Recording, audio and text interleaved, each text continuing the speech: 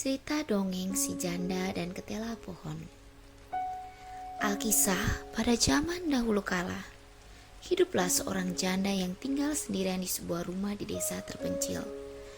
Demi bisa memenuhi kebutuhan sehari-harinya, ia selalu menjual dedaunan dan rempah-rempah dari hasil ladangnya yang tak sebegitu luas dan selama ini selalu ia urus sendiri.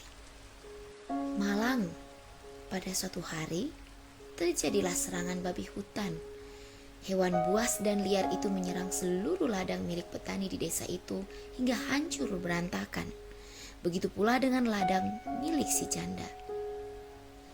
Tentu saja hal itu membuat si janda merasa sedih dan berduka. Bagaimanapun juga, ladang itu adalah satu-satunya sumber kehidupannya. Kini, ladang itu sudah rusak dan ia tak tahu harus melakukan apa untuk bisa terus bertahan hidup. Dengan penuh putus asa dan dilanda kesedihan, si janda berjalan sendirian menyusuri hutan. Ia berharap bisa menemukan sesuatu yang nantinya bisa ia jual ke pasar. Setelah berjalan beberapa lama, ia menemukan sebuah pohon asing yang rindang yang berukuran besar. Buahnya terlihat panjang dan berwarna coklat tua. Si janda yang tidak pernah mengetahui apakah pohon itu sebelumnya merasa ragu. Jika ia memotong buah atau batang pohon itu, bisakah ia menjualnya ke pasar? Karena akan menjadi hal yang sia-sia jika ia memotongnya dengan asal-asalan, tapi pada akhirnya ia tidak bisa menjualnya. Dengan penuh kebingungan dan rasa lelah yang mulai terasa di tubuhnya, si janda memutuskan untuk duduk di bawah pohon rindang itu sejenak. Tak seberapa lama setelah si janda duduk bersandar, ia mendengar sebuah suara yang sangat keras. "Wahai anak manusia, apa yang kau lakukan dengan duduk di situ?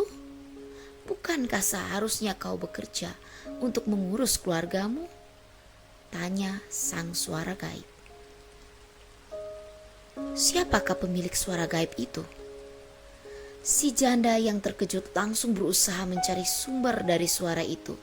Setelah mencari sekelilingnya, barulah ia menyadari kalau suara yang terdengar menggelegar ia berasal dari pohon besar yang berdiri kokoh di hadapannya. Jelas saja hal itu membuat badan si janda gemetar dan lidahnya keluh.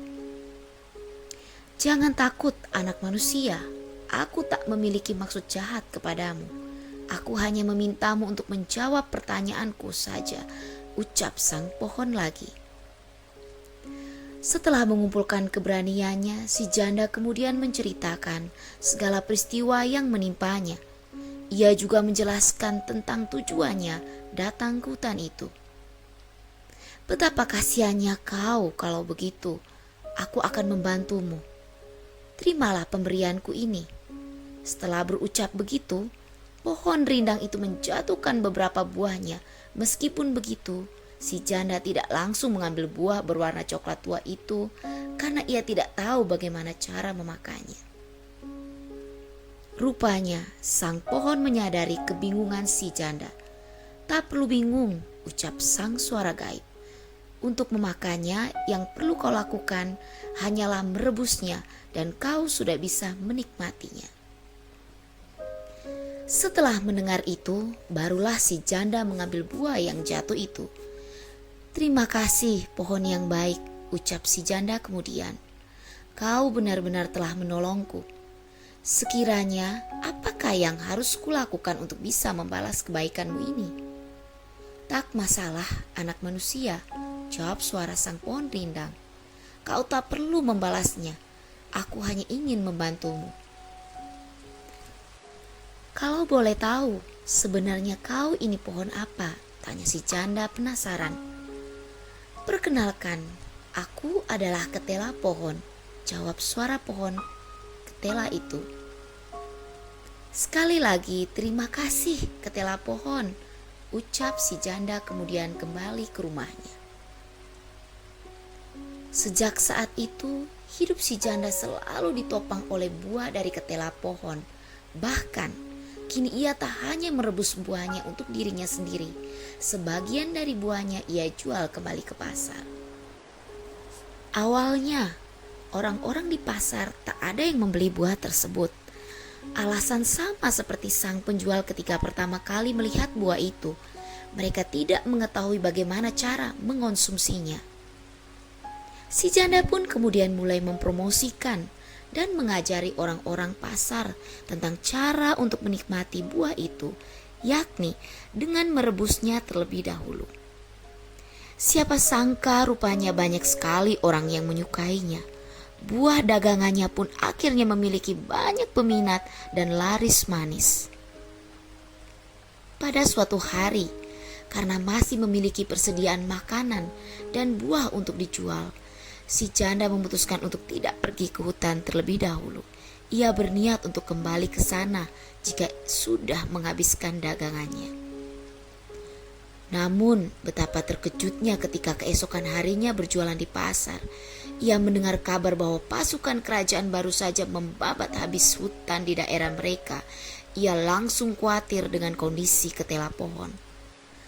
Tanpa menunggu lama, ia langsung lari tunggang langgang menuju ke arah hutan. Ia berniat untuk memastikan kebenaran dari berita itu.